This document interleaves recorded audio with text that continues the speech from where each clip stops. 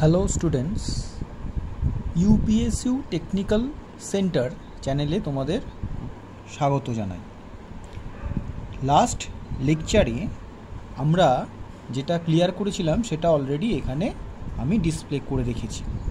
Numerical করেছিলাম Kirchhoff's current লয়ের ওপর। নিউমেরিক্যালে দেখেছিলাম যে কার্চফস কারেন্ট লয়ের স্টেটমেন্টটাও আমরা প্রুভ করেছিলাম। তিনটে ইকুয়েশন তৈরি করেছিলাম, তবে মাথায় রাখবে তিনটে ইকুয়েশন কিন্তু নয়, ওখানে একটি ইকুয়েশন এবং একটি ইকুয়েশন হওয়ার জন্য একটি ভ্যারিয়েবল, এইভাবে আমরা জিনিসগুলো সম্পূর্ণ অ্যানালিসিস করেছি এবং আমাদের ওটা মোটামুটিভাবে একটি অঙ্ক দিয়ে আমি ওটা কমপ্লিট করেছি। ফার্দার আমি আজকে কেভিএল এবং তার রিলেটেড যতগুলো ইস্যু উঠবে যেগুলো আমাদের জেনে নেওয়া দরকার KVL Kirchhoff's voltage law analysis করার জন্য, সেগুলো আমরা আজকে ডিসকাস করব। তারপরে আমরা কেসিএল কেভিএল রিলেটেড কিছু ফার্দার নিউমেরিক্যাল এক্সারসাইজ নিয়ে আসব, সেগুলো সলিউশন করব এবং জিনিসটাকে পুরোপুরি রপ্ত করে ফেলব। এটাই হচ্ছে আমার প্ল্যানিং, ঠিক আছে? তা আমাদের এখানে আজকে কার্চফস ভোল্টেজ ল শুরু করতে গেলে কি ইম্পর্টেন্স সেটা আগে একটু ফলো করো। কি ইম্পর্টেন্স? কার্চফস ভোল্টেজ ল যদি আমি লিখি যে কার্চফস ভোল্টেজ ল, যদি আমি হেডিং করি এবং এটাকে আমি ধরো বি বলছি, ওকে?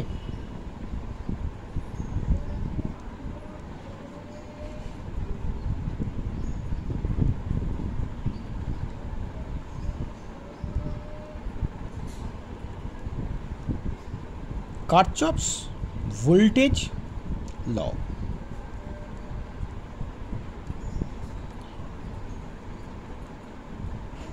কার্চফস ভোল্টেজ ল এর ব্র্যাকেটে যেটা থাকবে সেটা হচ্ছে কেভিএল। কেভিএল এর কেটা ভিটা আর এল বড়, কিন্তু কেসিএলও যেমন কেসিএল সবাই বড়। সায়েন্টিস্টের নাম অনুসারে কে, ভোল্টেজের ভি আর ল এর এল।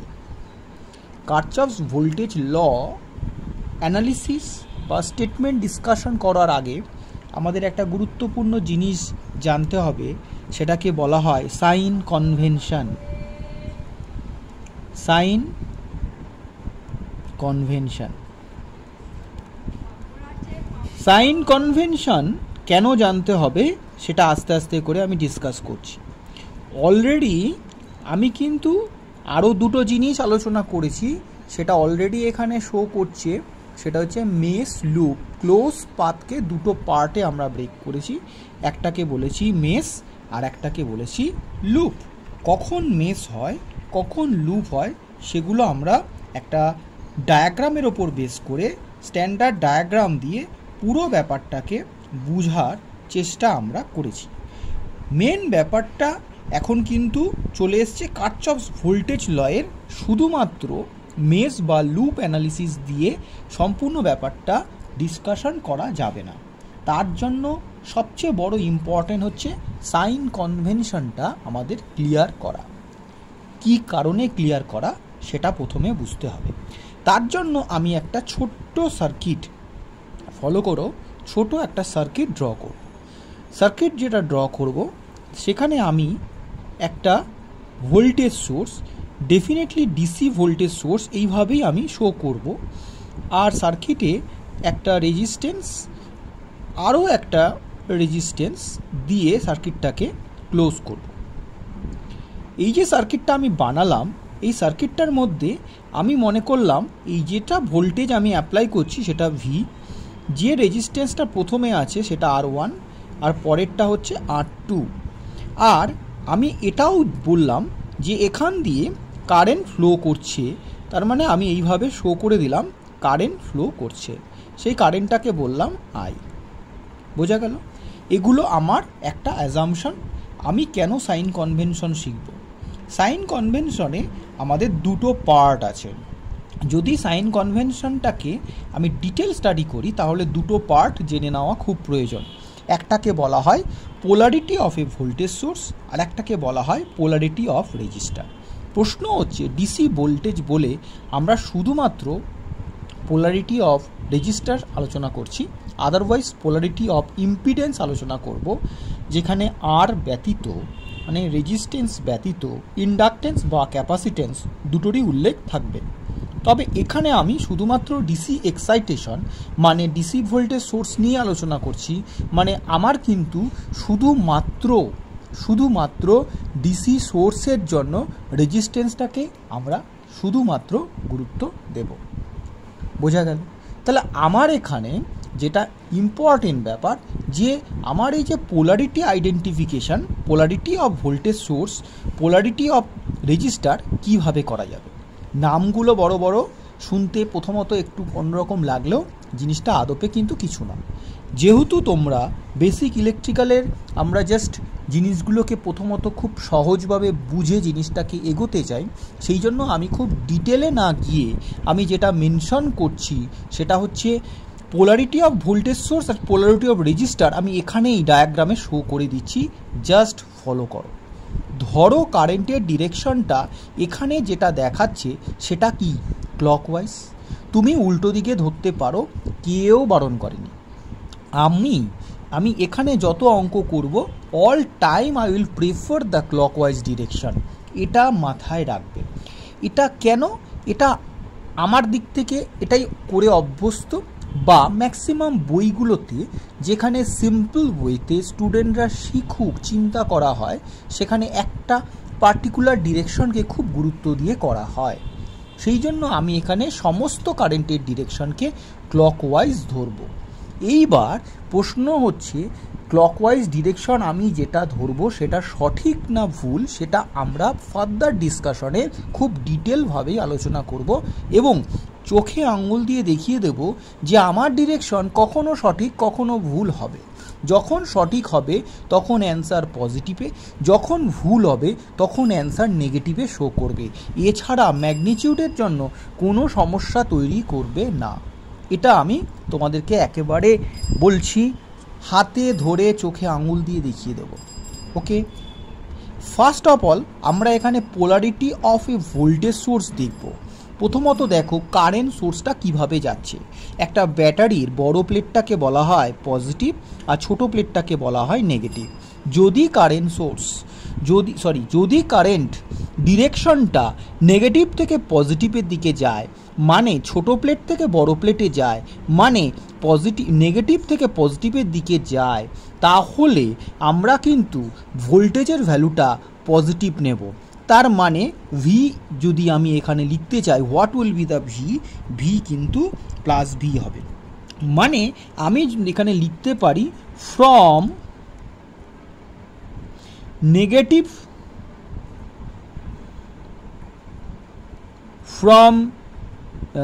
Negative to positive plate of voltage source, from negative to positive plate of voltage source, V is positive. From positive to negative plate of voltage source, V is negative. That is a convention, sign convention, but it is this discussion, এই যে পুরো ডিসকাশনটা আমি করলাম এই ফিগারটার জন্য, এটাকে আমি পাশে লিখতে পারি polarity of voltage source, polarity of a voltage source, polarity of a voltage source. Polarity of voltage source কিন্তু আমাদের জেনে নেওয়া দরকার, সেটা আমরা এখানে আলোচনা করলাম। বোঝা গেল? মানে এটা যদি কারেন্টের ডিরেকশনটা নেগেটিভ টু পজিটিভ প্লেটের দিকে হয় তাহলে ভি এর ভ্যালু পজিটিভ লিখবে। ধরো কোনো একটা জায়গায় 5 ভোল্ট তোমাকে ইউজ করছো অ্যাজ এ ভোল্টেজ সোর্স, তোমার যদি কারেন্টের ডিরেকশন নেগেটিভ টু পজিটিভ প্লেটের দিকে হয় তাহলে তুমি নির্দ্বিধায় +5 ভোল্ট শো করবে তোমার নিউমারিক্যালে। আর যদি তোমার কারেন্টের ডিরেকশন পজিটিভ টু নেগেটিভ প্লেটের দিকে হয় তাহলে তুমি অবশ্যই -5 ধরবে। কারেন্টের ডিরেকশন ওপর বেস করে আমি কিন্তু polarity of voltage source identify করলাম। বোঝা গেল? এরপর আর একটা জিনিস করব, সেটা হচ্ছে পোলারিটি অফ রেজিস্টার। খুব ভালো করে খেয়াল করো, আমার এখানে কারেন্টের ডিরেকশনটা কীরকম তার ওপর বেস করে চিন্তা করব। কিছু কিছু বইতে বিভিন্ন রকম কন্ট্রোভার্সিয়াল কথা বলা থাকে। আমি একটা কথা বলে দিচ্ছি, যেটা আমি শিখেছি সেটাই তোমাদেরকে বলছি, সেটা একটু ফলো করো। আমরা যখন এই রকম সার্কিট পাবো, আমরা যখন এই ধরনের সার্কিট পাবো, বোঝা গেল, তখন আমরা জানি কারেন্টের ডিরেকশনটা কোন দিকে। জানি, কেন জানি এখানে দিয়ে দিয়েছে, আর নতুবা তুমি নিজে ধরে নেবে। অনেক কথা হয়ে যাচ্ছে, সেগুলো কিছুটা পাজল করছে, আমি সেগুলোতে যাচ্ছি না। আমরা জানি কারেন্টের ডিরেকশন, এটা মাথায় রাখো। যদি কারেন্টের ডিরেকশন আমার জানা থাকে এবং তুমি যদি মনে করো যে কারেন্টটা কতগুলো রেজিস্টারের উপর দিয়ে যাচ্ছে, যখন রেজিস্টারের উপর দিয়ে যাচ্ছে বা রেজিস্টারের মধ্য দিয়ে যাচ্ছে, it is passing through the resistance, তখন রেজিস্ট্যান্সে নিশ্চয়ই একটা ড্রপ হবে। সেটা তো আমাদের জানা। কেন জানা? ওহমস ল তো তাই বলে। ওহমস ল কী বলে? একটা রেজিস্টারের মধ্যে দিয়ে যদি কারেন্ট ফ্লো করে তাহলে আমি কিন্তু তার অ্যাক্রসে একটা পোটেনশিয়াল ডিফারেন্স মানে ভোল্টেজ ডিফারেন্স পাবো। সেই ভোল্টেজ ডিফারেন্সটা কি? I ইন্টু আর, মানে যে কারেন্টটা রেজিস্ট্যান্সের মধ্যে দিয়ে যাচ্ছে সেই কারেন্টের ভ্যালুর সঙ্গে যে রেজিস্ট্যান্সের মধ্যে দিয়ে যাচ্ছে সেই রেজিস্ট্যান্সের ভ্যালুর গুণফল, তার প্রোডাক্ট বা মাল্টিপ্লিকেশনের পর যেটা পাওয়া যায়, দ্যাট ইজ দ্য পোটেনশিয়াল বা ভোল্টেজ। পোটেনশিয়াল কথাটা একটু মাথায় রাখার চেষ্টা করবে। ভোল্টেজকে পোটেনশিয়াল বলা হয়, মানে এর একটা সিনোনিমস। ওকে, তাহলে আমি যদি এখানে বলি যে এখানে একটা ভোল্টেজ ড্রপ হচ্ছে, তার মানে এটা একটা মানে ভোল্টেজ ড্রপ মানে একটা ভোল্টেজ সোর্সের মতো কাজ করছে, তাহলে কিন্তু তোমার চিন্তাটা একটু কমে যায়। মানে আমি বলতে চাইছি, কারেন্টটা যখন এই রেজিস্ট্যান্সের মধ্যে দিয়ে যাচ্ছে, তখন যদি মনে করি এখানে একটা ড্রপ হয়, এটা আমরা জানি, তাহলে এই ভোল্টেজ ড্রপটাকে অ্যাজ এ সোর্স হিসাবে যদি চিন্তা করি, মানে যদি ভাবি একটা ভোল্টেজ সোর্স, মানে যদি ভাবি এরকম একটা ব্যাটারি, তাহলে আমি কিন্তু তার পোলারিটি চট করে বার করতে পারি। কেন? আমি পোলারিটি অফ ভোল্টেজ সোর্স পেয়ে গেছি। অতএব সেই চিন্তাটাকে কাজে লাগিয়ে পোলারিটি অফ রেজিস্টারের থিওরিটাকে আমি খুব ছোট করে নিয়ে আসতে পারি। 2-3 রকম চিন্তাভাবনা থেকে আমাকে নিজেকে বিরত রাখতে পারি, যেগুলো দিয়ে কখনো কিন্তু কোনো কিছু সলিউশন করা সম্ভব হয় না। তুমি এখন শিখছো একদম মানে ইনিশিয়াল স্টেজে কমপ্লিকেসি অ্যাভয়েড করে সিম্পলিসিটিতে চলা সবচেয়ে বেস্ট হয়ে। তুমি যখন পারবে তখন কমপ্লেক্সিটি ভাববে। তার মধ্যে থেকে যারা এক্সেপশনালি চিন্তা করতে চাও করতে পারো, তবে যারা খুব একটা চিন্তা বেশি বাড়াতে চাইছো না, যাদের এই পেপারটা নন ডিপার্টমেন্টাল, তারা আমার কথাটা শুনে এই অ্যানালিসিসটা করো। তুমি যে কোনো ইকুয়েশন যে কোনো মুহূর্তে তুমি করতে সক্ষম হবে। ঠিক আছে? কি কনভেনশন দেব, কীভাবে বলবো? বলছি এটা কারেন্টটা যাচ্ছে আর এর মধ্যে দিয়ে, দেখো কারেন্টটা কোথা দিয়ে যাচ্ছে, এই দিয়ে এন্ট্রি করছে, মানে এখান দিয়ে কারেন্টটা কি করছে, ঢুকছে, এখান দিয়ে বেরিয়ে যাচ্ছে। আমি কি করলাম, যেখান দিয়ে ঢুকছে দিলাম সেখানে একটা পজিটিভ সাইন, আর যেখান দিয়ে বেরোচ্ছে সেখানে দিলাম একটা negative sign. This is our convention. এতদিন ধরে এই কনভেনশনে আমি যথেষ্ট পরিমাণ অঙ্ক করিয়েছি বা শিখিয়েছি, সেই কনভেনশনটা তোমাদের সামনে তুলে ধরলাম। কারেন্টার এন্ট্রি যেখানে হবে ইউ কনসিডার পজিটিভ, আর কারেন্টটা যেখান থেকে রিলিজ করবে you consider negative. So that's is simple. এইভাবে যদি চিন্তা করি, দেখো এটা আমার একটা ভোল্টেজ ড্রপ। কেন? আমি জানি I into R1 is a product of voltage, is a product, so it will give you a voltage. তাহলে এটা যদি ভোল্টেজ হয় আর ইউ নো দ্য পোলারিটি, তাহলে এটা ভোল্টেজ সোর্স। তাহলে একটা ভোল্টেজ সোর্সের পোলারিটি যদি জানা থাকে, কারেন্টের এন্ট্রির ওপর বেস করে তার ভ্যালুটা কি হবে না হবে আমি লিখতে পারি কি পারি না? পারি। কি করে পারি? আসছি। আচ্ছা, এটার ক্ষেত্রটাই ঠিক, এটা পজিটিভ এটা নেগেটিভ। ওকে, তাহলে এর অ্যাক্রসে যে ভোল্টেজ ড্রপটা হলো সেই ভোল্টেজ ড্রপটার ধরো তুমি নাম দিলে V1, আর এর অ্যাক্রসে যে ভোল্টেজ ড্রপটা হলো সেটা হলো V2। ওকে, এইবার দেখো তুমি যদি এই সার্কিটটাকে একটু অন্যরকমভাবে আঁকো, দেখো আমি আঁকছি ব্লু কালারেই আঁকছি। আগে তো ব্যাটারিটা ছিল, সেটা কোনো কথা হবে না। এখন একটা নতুন ভোল্টেজ সোর্স ডেভেলপ করেছে, হ্যাঁ, এটার নাম V1। ওকে, দেখতে পাচ্ছ। নেক্সট হচ্ছে আর একটা, এটাও কিন্তু এইরকমই, ঠিক আছে। তারপর কি হয়েছে, আর কিছু নেই, জাস্ট কানেক্টেড, এটা হচ্ছে V2। এইবার কারেন্ট তো পাল্টায়নি, কারেন্টটাকে আমি রেড কালারে শো করি, জিনিসটা বুঝতে সুবিধা হবে। সো দিস ইজ I, আর এটা ভোল্টেজ আগের V ছিল। এবার বলো, তোমাকে যদি বলে এর পোলারিটির ওপরে বেস করে আমি কি লিখব, কারেন্টটা কোন দিক দিয়ে এন্ট্রি হচ্ছে, এই যে লটা কাজে লাগাচ্ছে, এই রুলটা কাজে লাগাচ্ছে, মানে পজিটিভ থেকে নেগেটিভ, তাহলে আমি এখানে ডেফিনেটলি -V1 লিখব। ওকে, নেক্সট -V2 লিখব। বোঝা গেল? মানে আমি এটা বলতে চাইছি, যখন আমি এখানে শো করব যে V1 equal to how much, V1 এখানে পজিটিভ হবে না নেগেটিভ হবে, তুমি বলবে নেগেটিভ হবে। কেন নেগেটিভ হবে? কারণ এখানে এটি কি করছে, পজিটিভ প্লেট দিয়ে এন্ট্রি হচ্ছে। এবার তুমি বলে এটা কোত্থেকে পেলাম, তখন তুমি ওপরে চলে গিয়ে এইভাবে চিন্তাটা করবে। বোঝা গেল? আমি কিন্তু এটাকে আরেকটু পরে কারচপস ভোল্টেজ ল আলোচনা করে এর ইকুয়েশনটা যখন লিখব, তখন দেখবে পুরো ব্যাপারটা জলের মতো ক্লিয়ার হয়ে যাবে। কিন্তু তার আগে এই ব্যাপারটাকে একটু বোঝার চেষ্টা করো, যেটাকে আমি একটু সামারাইজ করে দিচ্ছি, ফলো করো।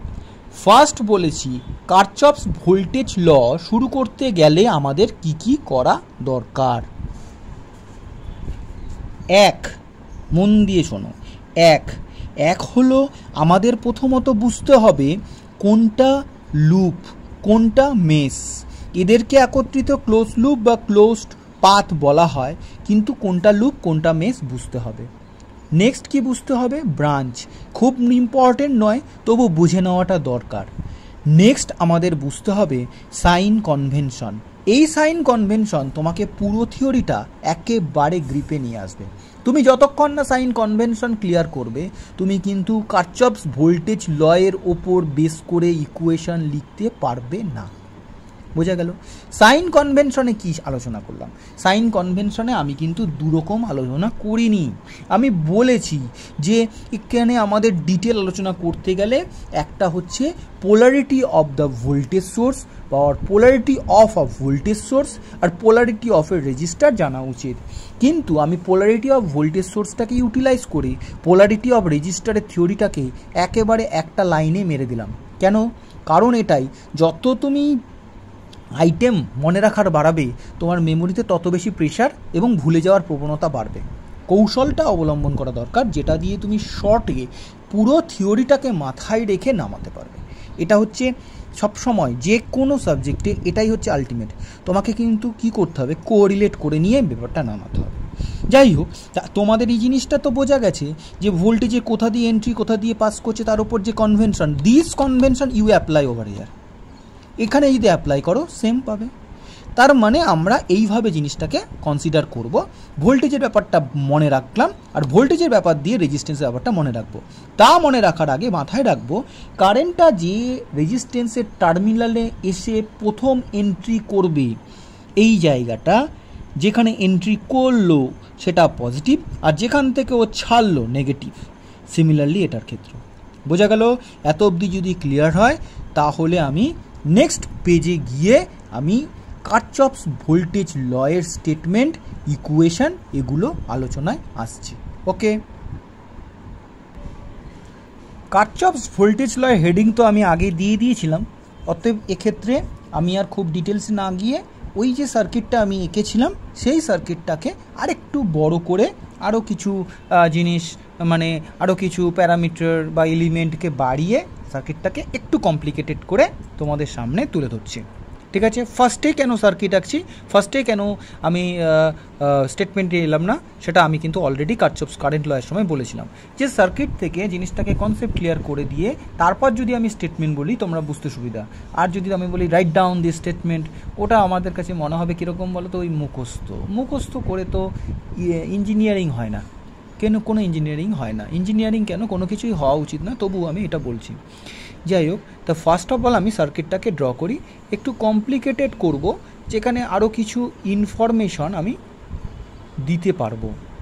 একটা ভোল্টেজ সোর্স, তার সঙ্গে সিরিজে রেজিস্ট্যান্স, তার সঙ্গে একটা ভোল্টেজ সোর্স, তার সঙ্গে আবার একটা এইভাবে সার্কিটটাকে একটা ফর্ম করছি রেজিস্ট্যান্স, তার সঙ্গে আবার একটা ভোল্টেজ সোর্স, এইভাবে আমি এটাকে কি করছি, কমপ্লিট করছি। ওকে, এইবার এখানে আমি প্রথমত এই ভোল্টেজ সোর্সটার নাম দিলাম V1। অনেক বইতে ভোল্টেজ সোর্সে ভি এর জায়গায় ই লেখা হয়, হ্যাঁ, দুটোই প্রযোজ্য। কিছু কিছু অনেকে বই দেখবে, অসুবিধা নেই, আমি ভি ফর ভোল্টেজ ওইভাবেই চলছি। ইও লেখা যেতে পারে। ইএমএফ থেকে ই এর কথাটা বলা হয়, ইএমএফ ইলেকট্রোমোটিভ ফোর্স থেকে ফার্স্ট যে লেটার ইটাকে নিয়েও আমরা অনেক সময় লিখি। ওকে, যাই হোক, this is V3। R resistance এখানে খুব কমই দিয়েছি, R1, এটা হচ্ছে R2। ওকে, আর কারেন্টেরটা আমি এখানে এরম ধরে নিয়েছি, current is flowing in such a direction, that is I। এইরকম অবস্থায় আমি কারশফস ভোল্টেজ লয় স্টেটমেন্ট বলছি, ভালো করে শোন।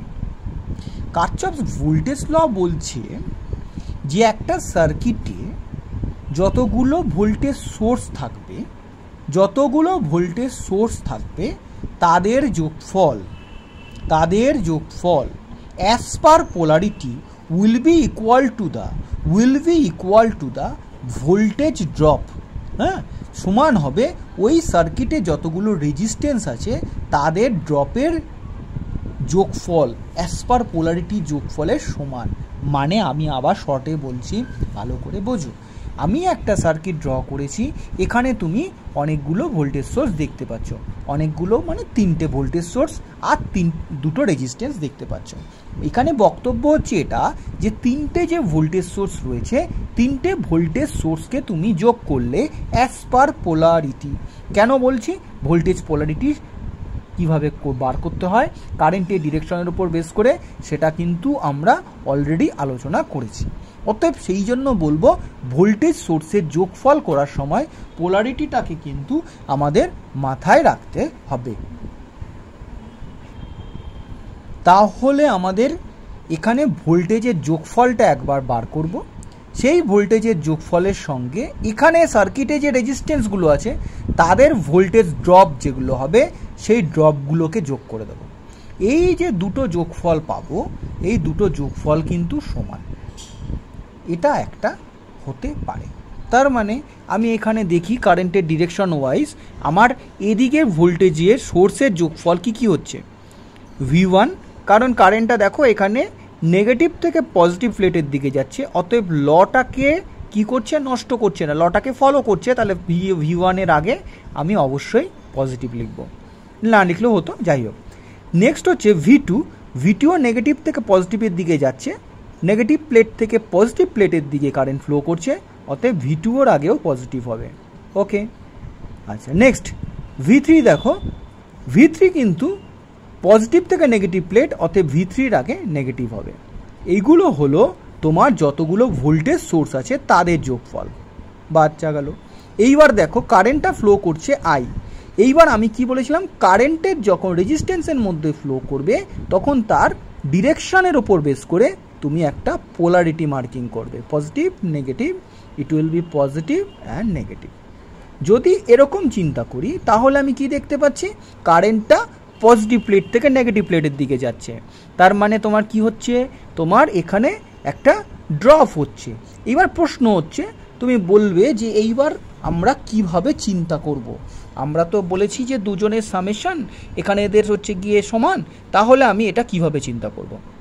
তুমি এইভাবে চিন্তা করো যে এইখানে যে ব্যাটারিটা রয়েছে, এইখানে যে ব্যাটারিটা হয়েছে, এই ব্যাটারি মানে কি, আমি যেটা বলতে চাইছি, এটা যদি পজিটিভ হয়, যদি এটা পজিটিভ হয়, তুমি ভাবো এই দুটো যে প্লেট, এদের মধ্যে এই দুটো যে রেজিস্ট্যান্স, তাদের মধ্যে দেখো এটা পজিটিভ নেগেটিভ, পজিটিভ নেগেটিভ। তার মানে কি, এরা যখন তোমাকে এখানে সোর্স হিসাবে ট্রিট করছে, সোর্সের মতো ট্রিট করে, তারা কিন্তু কি করছে, একই ডিরেকশনে রয়েছে, মানে একই পোলারিটি শো করবে। মানে আইদার তুমি তাদের দুজনকেই নেগেটিভ লিখছো বা আইদার দুজনকে তুমি পজিটিভ লিখছো। এখানে একটা কনফিউশন তৈরি হবে, সেই জন্য আমি ব্যাপারটাকে এইভাবে বলছি। তাহলে দেখো কারেন্টটা আমার এখানে প্রথমে পজিটিভ প্লেট দিয়ে এন্ট্রি হচ্ছে নেগেটিভ, তার মানে আমার নীতি অনুসারে আমার কি বলা উচিত, মাইনাস, তাই তো? এখানে যে ভোল্টেজ তৈরি হবে, তা ভোল্টেজটা কত তৈরি হবে, আমি এটাকে আগের V1 নাম দিয়েছিলাম, এখন এই জায়গায় একটু চেঞ্জ করে তুমি লিখবে কি IR1। বোঝা গেল? IR1 কেন, IR1 কেন? কারণ এখানে যে ভোল্টেজটা তৈরি হচ্ছে, সেই ভোল্টেজটা হচ্ছে I current R resistance R1 এর জন্য তৈরি ভোল্টেজ। এবার নেগেটিভ থেকে পজিটিভে যায়নি, পজিটিভ থেকে নেগেটিভ, তাই এদের পোলারিটির আগে নেগেটিভ দিতে হবে, তাই তো? ঠিক আছে, তাই দাও। ওকে, নেক্সট। এইবার এখানে কত হবে, এখানে দেখো লক্ষ্য করে, এখানেও কারেন্টটা এইরকমভাবে এন্ট্রি হচ্ছে। তা এইভাবে যখন এন্ট্রি হচ্ছে, তখন রেজিস্ট্যান্সের মধ্যে একটা ড্রপ হবে। ওকে, রেজিস্ট্যান্সের মধ্যে যদি ড্রপ হয়,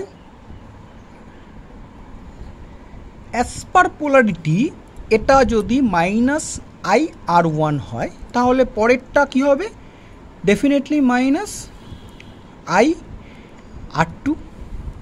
ওকে, আমি কি বলেছি, আমি বলেছি তাদের সামেশান।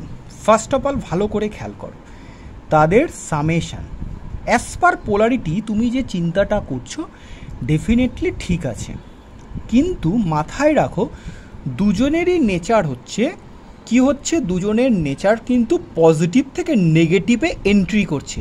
পজিটিভ থেকে নেগেটিভে যদি এন্ট্রি করে, তাহলে দুজনেরই পোলারিটি একই রয়েছে, অতএব দুটোই কিন্তু মাইনাস মাইনাস, কিন্তু আদপে দুজনের সাম হচ্ছে। তাহলে আমরা দুজনকে কিন্তু পজিটিভ হিসাবে চিন্তা করতেই পারি।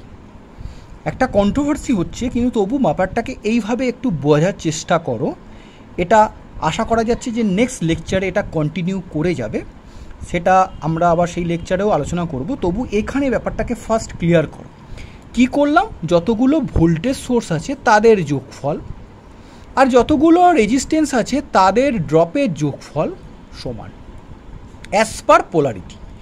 এইবার আরও একটু ক্লিয়ার করছি, দেখো যদি আমি V1 V2 V3 এতগুলোর কথা চিন্তা করি, যদি V1 V2 V3 সবার কথা চিন্তা করি, দেখো এখানে পোলারিটিটা ইজ এ ফ্যাক্টর। কেন, V1 নেগেটিভ থেকে পজিটিভে যাচ্ছে, V2 নেগেটিভ থেকে পজিটিভে যাচ্ছে, V3 পজিটিভ থেকে নেগেটিভে আসছে। তার মানে এ দুটো সেম পোলারিটিতে থাকলেও এটা অপোজিট। তার মানে অ্যাজ পার রুল এই দুটোকে পজিটিভ বললে এটা নেগেটিভ, তার জন্য এইখানে এই জিনিসটা খুব এফেক্টিভ। কিন্তু এই দুজনের ক্ষেত্রে লক্ষ্য করে দেখো, এই দুজনের ক্ষেত্রে ড্রপটা কি হচ্ছে, এই দুজনের ক্ষেত্রে ড্রপটা হচ্ছে অ্যাজ পার পোলারিটি বোথ আর সেম।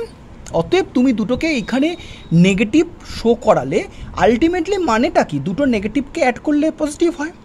কিন্তু তুমি বলবে এদের রেসপেক্টে তুমি যখন চিন্তা করতে, তাহলে নেগেটিভ লেখার যুক্তিসঙ্গত, কিন্তু যখন দুজনের মধ্যে রিলেট করছো দে আর সেম। এইভাবে মাথায় রেখো। আর নতুবা যেটা বললাম, কি বললাম, একটা সার্কিটের যতগুলো ইএমএফ রয়েছে তাদের অ্যাজ পার পোলারিটি যোগফল, আর একটা সার্কিটে যতগুলো রেজিস্ট্যান্স আছে তাদের ড্রপের যোগফল, এই ড্রপের যোগফল সমান। এটা একটা ইকুয়েশন করা যায়। ওকে, এটা একটা ইকুয়েশন, এখানে আমরা এইভাবে জিনিসটাকে চিন্তা করলাম। এইবার এটা থেকে একটা স্টেটমেন্ট আমি বলেছি, আমি আবার ফার্দার ইংলিশে বলবো। এটা থেকে আমরা আর কি এগোতে পারি, দেখো যদি আমি V1 V2 মাইনাস V3 এই দিকে এদেরকে নিয়ে আসি, তাহলে কি হবে, IR1 minus IR2 equal to কি হবে, 0। এটা হচ্ছে algebraic some of all induced EMF or voltage source as per polarity and the voltage drop in a circuit will be equal to 0. কি বলা হয়েছে আবার বলছি, algebraic sum of all voltage around the closed path at any instant will be equal to 0. এটা একদম statement, এটা তোমরা লেকচারটাকে শুনে শুনে নোট করবে। আমি বলছি আবার শোনো, algebraic sum of all voltage in a closed path will be equal to 0. এখানে একটা কথা মেনশন করবে as per polarity convention study করিয়ে দিয়েছি, তার ওপর বেস করে আমরা এটাকে লিখেছি। এটা থেকে আমরা পেয়েছি 2 নম্বর একটা ইকুয়েশন। আদপে 2 নম্বর হলেও এটা কিন্তু আগের ইকুয়েশনটাকে জাস্ট এদেরকে আমি যদি বাদিকে ট্রান্সফার করি হোয়াট উইল হ্যাপেন, নেগেটিভ হবে। এগুলো তো আমি জাস্ট স্টেপ বাই স্টেপ তোমাদেরকে আলোচনা করলাম, কিন্তু আমরা কি এত কথা ভেবে এত অ্যানালিসিস করব না? আমরা কিভাবে করব? উইল গো ফর শর্টকাট, একেবারে ইকুয়েশন থেকে কিভাবে লেখা যায় সেটা আমি নেক্সট লেকচারে আলোচনা করব। ওকে, থ্যাংক ইউ ভেরি মাচ।